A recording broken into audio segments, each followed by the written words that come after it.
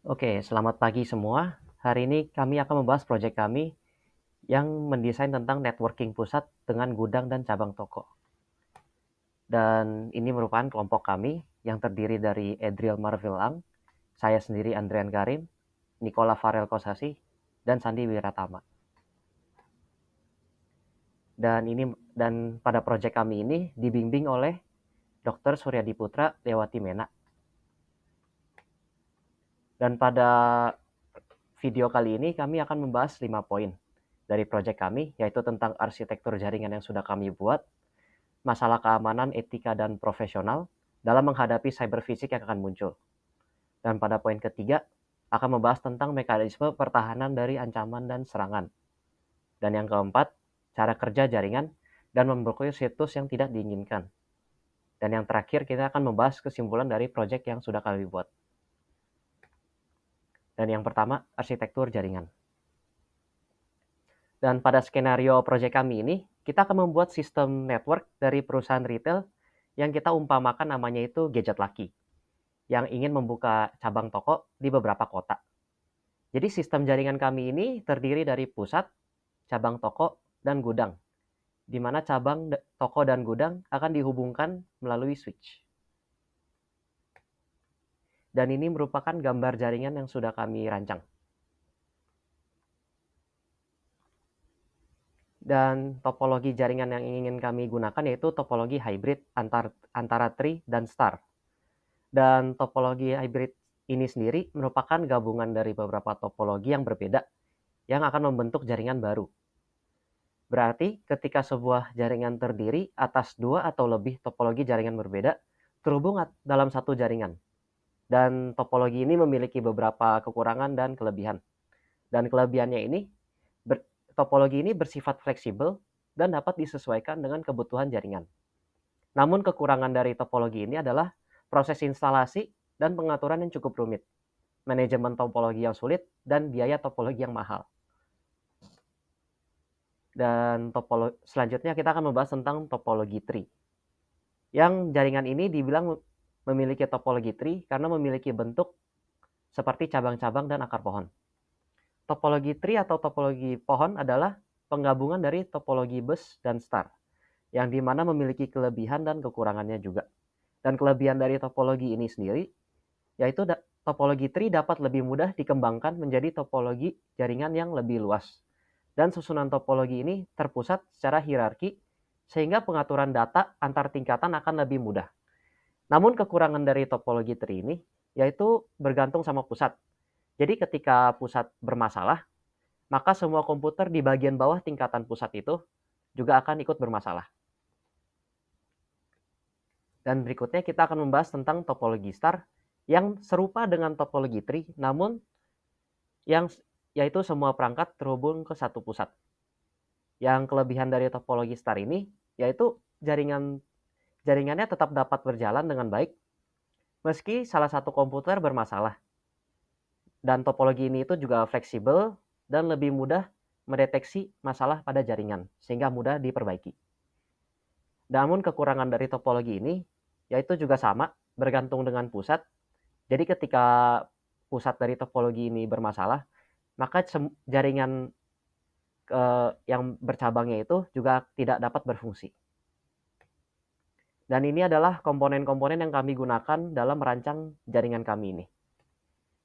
Yang pertama ada VLAN, yaitu adalah sekumpulan perangkat yang berada dalam satu jaringan LAN atau lebih, yang dikonfigurasi oleh perangkat lunak sebagai pengelola, sehingga dapat berkomunikasi satu dengan lainnya pada jalur yang sama.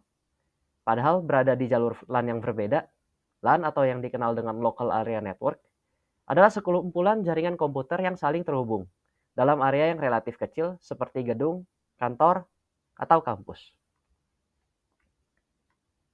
Dan berikutnya, firewall. Dengan firewall, kita dapat mengawasi dan mengontrol data yang lewat serta melindungi jaringan dan komputer dari ancaman luar seperti virus ataupun malware. Firewall biasa diletakkan pada jaringan lokal pada komputer yang digunakan. Berikutnya tentang DMZ atau The Military Zone. Dengan menggunakan DMZ atau demilitarized zone, kita dapat melindungi dan menghalangi akses masuk langsung dari jaringan eksternal ke internal sebagai cara untuk melindungi data-data sensitif atau penting.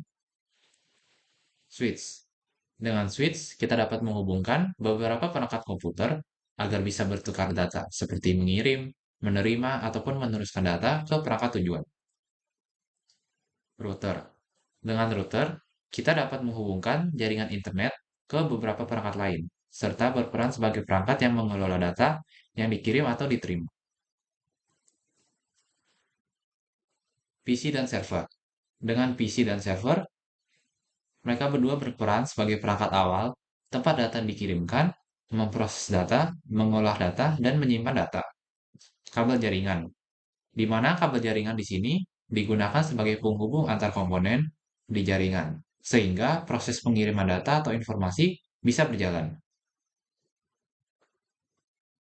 Topik kedua yaitu masalah keamanan, etika, dan profesional dalam menghadapi cyberfisik yang akan muncul. Jadi, apa itu cyberfisik? Cyberfisik dapat diartikan sebagai sebuah sistem, baik komponen perangkat halus atau software, dan perangkat keras atau hardware, dapat terintegrasi dengan baik dan dapat bekerja dengan baik. Sistem ini terhubung erat dengan internet dan pengguna jaringan. Jadi, sistem cyberfisik menggabungkan dunia fisik dengan dunia digital. Ada masalah keamanan. Yang pertama ada ancaman terhadap serangan. CPS menjadi sasaran serangan cyber yang bertujuan untuk merusak sistem atau mengakses informasi yang sensitif. Serangan mencakup malware, ransomware, atau serangan denial of service atau DOS yang dapat merusak operasional dan kendala sistem. Selain itu, keamanan jaringan yang lemah memungkinkan terjadinya serangan cyber seperti sabotase, peretasan, dan pengintaian. Masalah keamanan berikutnya tentang integrasi komponen jaringan yang tidak aman. CPS terdiri dari berbagai macam komponen yang saling terhubung. Jika salah satu komponen memiliki kelemahan di keamanan, maka hal ini dapat membuka celah bagi penyerang. Integrasi antara komponen yang tidak baik dapat menciptakan titik lemah yang dapat digunakan oleh penyerang untuk menyerang sistem jaringan. Hal ini dapat menyebabkan kelemahan perlindungan data dan meningkatkan risiko kebocoran data atau informasi. Yang berikutnya ada etika, atau bisa disebut sebagai privasi. Terutama dalam CPS ini, data atau informasi yang tidak dijaga keamanannya bisa menjadi ancaman dari pihak yang tidak diberi kewenangan, seperti mengakses data. Pihak yang tidak memiliki hak otorisasi ini dapat berupa program atau manusia yang melakukan penyadapan atau melakukan pengkopian atau mengambil terhadap dokumen tertentu. Oleh karena itu, diperlukan sistem keamanan yang baik dalam menjaga privasi data. Karena masalah ini perlu diperhatikan, terutama di sistem jaringan. Berikutnya ada profesional, di sini terbagi dua. Yang pertama tentang keterampilan dan pelatihan. Diperlukan pelatihan khusus dalam mengurangi hambatan dan ketidakseimbangan. Dengan perkembangan teknologi yang semakin cepat ini, kurangnya keterampilan dan pengetahuan tentang teknologi, terutama sistem jaringan, dapat menghambat adopsi teknologi dan meningkatkan resiko keamanan atau kegagalan sistem. Yang kedua ada tanggung jawab, harus memiliki tanggung jawab dalam memastikan bahwa sistem jaringan yang digunakan itu dikelola memiliki standar keamanan dan etika yang sesuai dengan yang diperlukan supaya terlindungi dari ancaman keamanan seperti serangan peretasan, malware, dan serangan lainnya. Yang topik ketiga tentang mekanisme pertahanan dari ancaman dan serangan. Jadi di sini terbagi menjadi dua, ada CIA Triad. Di sini terbagi menjadi tiga, ada confidentiality atau kerahasiaan, integrity atau integritas, dan availability atau ketersediaan. Yang kedua tentang bandwidth limit dan pemblokiran situs. Jadi yang pertama ada mekanisme pertahanan, confidentiality atau kerahasiaan. Ini merupakan aturan yang membatasi akses informasi sebagai cara untuk melindungi dan menjaga informasi yang sensitif atau data-data penting agar tidak diretas oleh peretas dunia maya atau orang-orang yang tidak diizinkan tersebut mendapatkan data. Contoh penerapannya itu bisa diterapkan pada DMZ. Jadi DMZ sendiri dapat berkontribusi dalam menjaga kerahasiaan informasi atau data, karena di sini orang tidak dapat langsung mengakses data internal. Karena di dalam DMZ dibagi menjadi dua jaringan, yaitu internal dan eksternal. Mekanisme pertahanan berikutnya yaitu integrity. Di integrity memastikan bahwa data akurat, konsisten, dan dapat dipercaya. Yang berarti bahwa data tidak boleh diubah, dihapus, atau diakses secara ilegal. Izin file dan akses kontrol bisa digunakan sebagai langkah-langkah mencegah peretasan data. Contoh penerapannya itu bisa pada firewall. Jadi firewall ini mencegah akses yang tidak sah ke jaringan. Hal ini mencakup upaya yang membahayakan data atau integritas sistem, seperti pengintaian, serangan brute force, atau metode serangan yang dilakukan dengan cara menebak semua kemungkinan kombinasi kata sandi atau password yang benar, dan serangan lainnya. Mekanisme pertahanan yang ketiga itu ada availability, di mana availability ini mencakup keperluan seperti perangkat keras, perangkat lunak, jaringan, dan peralatan keamanan yang perlu ditingkatkan performanya. Hal ini dilakukan untuk memastikan kelancaran fungsi dan akses data yang tanpa gangguan serta menyediakan komunikasi yang konstan antara komponen melalui bandwidth atau kecepatan suatu jaringan dalam mentransfer data dalam suatu waktu. Jadi harus dipastikan sistem jaringan dapat diakses ketika dibutuhkan dan juga dapat berjalan seperti biasanya walaupun sedang terjadi gangguan. Melibatkan tindakan keamanan seperti redundancy, backup, dan perencanaan kegagalan untuk menjaga ketersediaan sistem dan jaringan. Nah, di sini kami melakukan penerapan dengan bandwidth limiter. Bandwidth limiter ini merupakan batasan jumlah data yang dapat ditransfer antara sebuah server dan pengguna selama pada waktu tertentu dengan menggunakan bandwidth limiter ini untuk meningkatkan ketersediaan sumber daya jaringan yang adil dan efisien serta mencegah kelebihan beban. Mengatur bandwidth sesuai dengan kebutuhan dan prioritas dengan pembatasan bandwidth itu juga dapat membantu mencegah satu pengguna menghabiskan seluruh bandwidth sehingga memberikan kesempatan yang setara antar sesama pengguna dan atau dapat menggunakan jaringan dengan lancar tanpa gangguan. Nah, sebenarnya router dan firewall itu memiliki fitur pembatas bandwidth bawaan. Nah, yang terakhir itu ada bandwidth limiter dan pemblokiran situs. Seperti yang sudah dijelaskan sebelumnya, bandwidth limiter digunakan sebagai cara dalam meningkatkan ketersediaan sumber daya jaringan yang ada dan efisien dalam mentransfer data serta mencegah kelebihan beban. Jadi pengguna tetap dapat melakukan pentransferan data tanpa perlu khawatir dengan ketersediaan sumber dayanya. Lalu pemblokiran situs hal ini untuk mencegah hal-hal yang tidak diinginkan, seperti masuknya virus dan malware ke jaringan serta peretasan dari orang luar atau orang yang tidak memiliki izin menggunakan data. Jadi sebagai cara dalam menjaga keamanan data atau informasi yang sensitif. Nah, karena pasti tidak semua situs sama untuk digunakan dengan pemblokiran. Ini diharapkan dapat mencegah ancaman keamanan dari hal tersebut. Nah, sekarang kita masuk ke cara kerja jaringan dan memblokir situs. Nah, jadi di jaringan kami itu dibagi menjadi 4 bagian. Bagian atas itu ada luar atau internet, di mana kalaupun perusahaan mau mengakses internet dan segalanya. Nah, mereka tuh harus ke bagian dalam IP address yang sudah disediakan ini. Nah, yang kedua itu adalah bagian tengah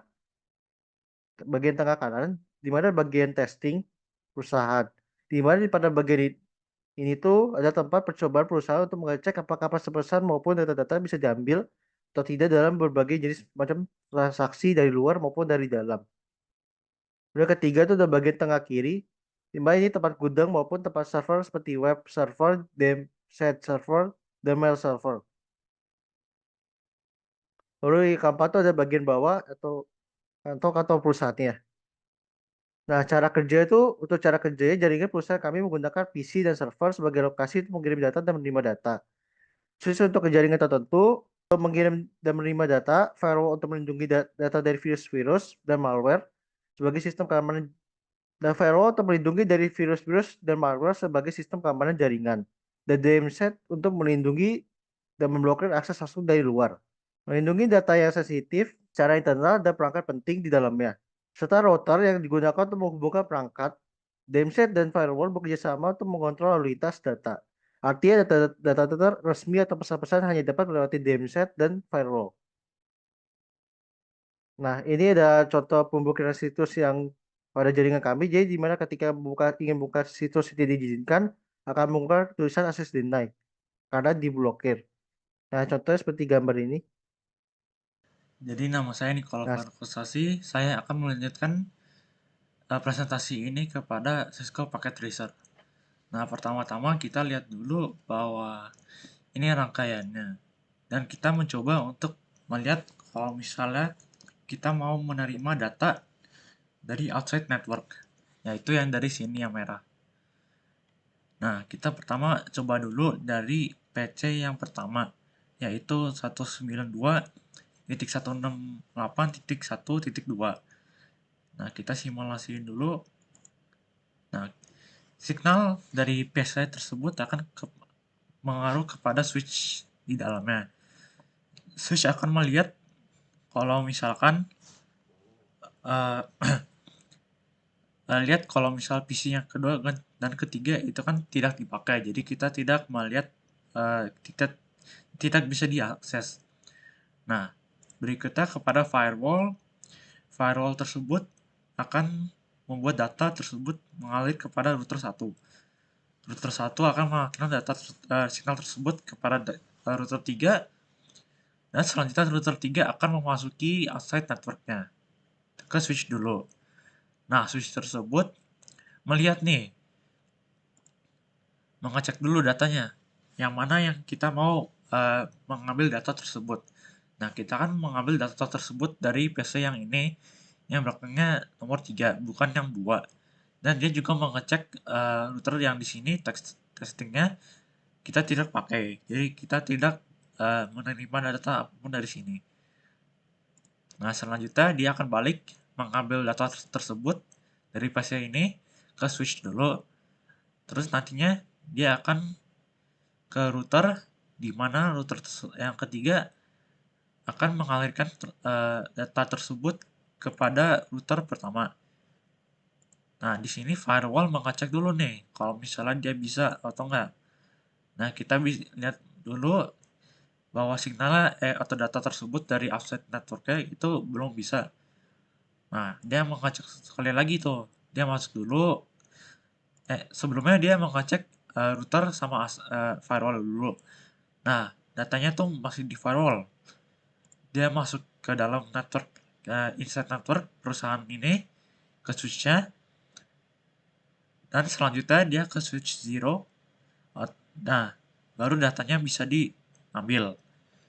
Nah, selanjutnya kita ke pengambilan data, maksudnya pemblokiran situs. Nah, kita bisa lihat dari testing ground di sini, access denied sama access denied dari server yang outside view. Nah, kita mau coba tesnya dulu. Web browser. Sorry. Nah, kita lihat dulu dari sini. URL-nya 192.168.4.4. Kita mau coba mengakses server yang di atas tersebut. Nah, kita lihat dulu dari sini, mencoba memblokir situs dari access denied yang testing ground untuk mengakses server yang di sini. Kita tunggu sebentar prosesnya karena ini membutuhkan waktu cukup lama.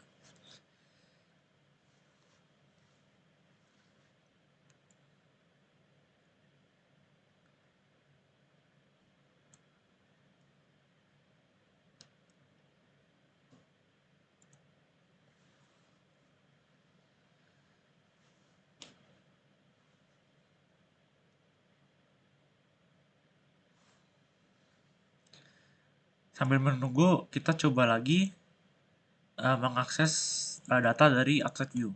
Nah, kita coba dari PC yang kedua. PC yang kedua, ambil PC yang kedua dari outside view-nya. Nah, kita coba.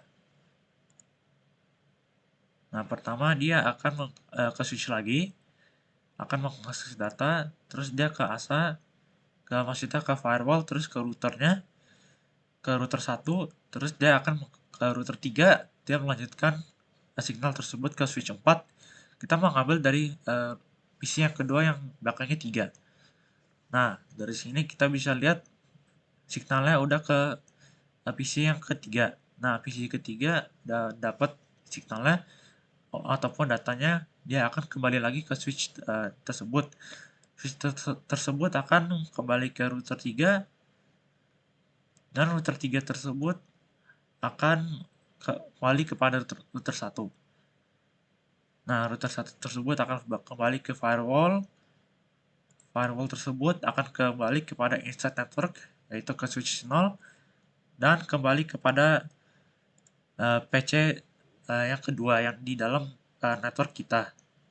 Nah, kita kembali lihat lagi progres dalam pemblokiran status.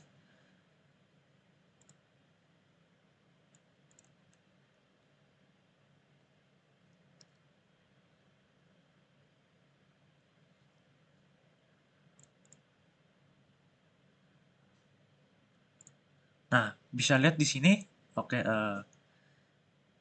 bisa dilihat di sini bahwa saya memblokirkan status di access denied yang server outside.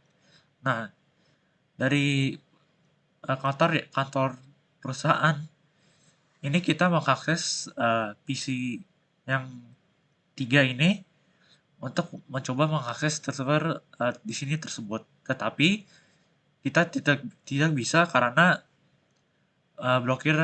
situsnya diblokir. Bisa dilihat bahwa request timeout. Nah, dari situ project kami dari CNIS. Kesimpulan.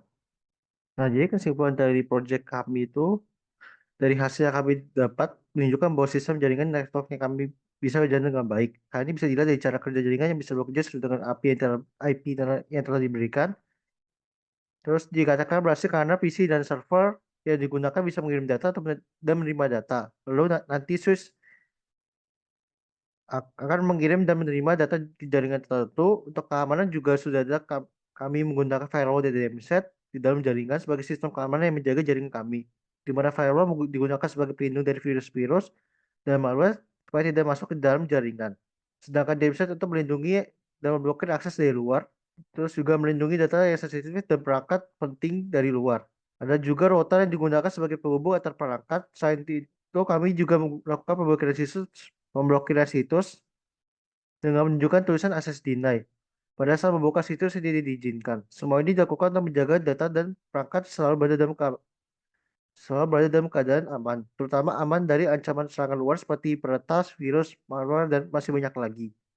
Bisa disimpulkan jaringan yang dibuat berhasil karena berjalan dengan baik, dari segi keamanan juga sudah terjamin. Nah, sekian presentasi dari kelompok kami. Terima kasih.